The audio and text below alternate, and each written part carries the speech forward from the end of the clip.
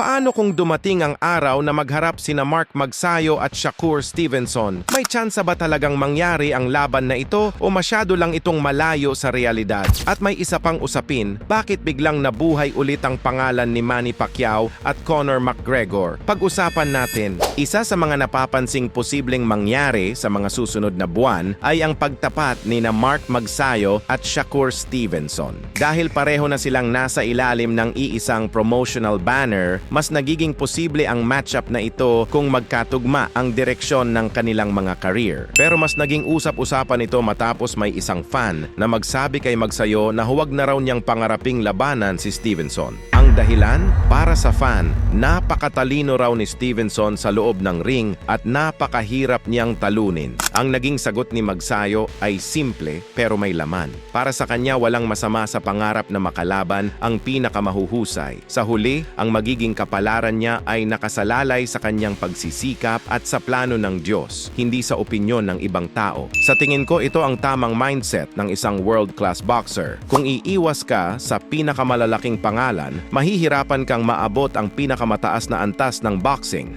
Kadalasan, doon nagsisimula ang tunay na legacy kapag handa kang harapin kahit ang pinakamapanganib na kalaban. Hindi rin ito ang unang beses na minamaliit si Magsayo. Noong hinarap niya si Gary Russell Jr., marami ring nagsabing wala siyang laban.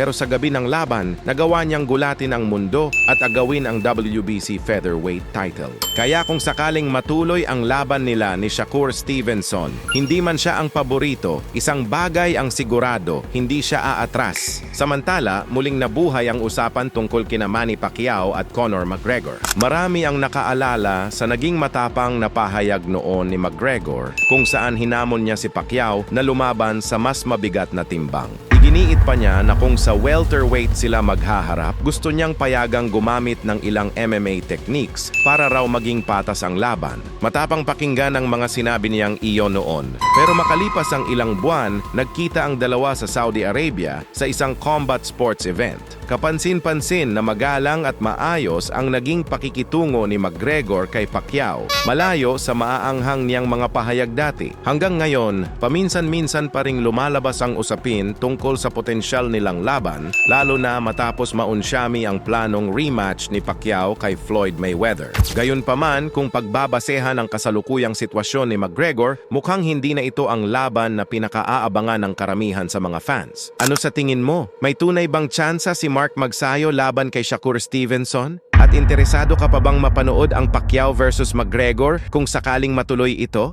I-comment ang opinion mo at kung gusto mo pa ng boxing analysis na tulad nito, huwag kalimutang mag-subscribe dito sa KO Time Boxing.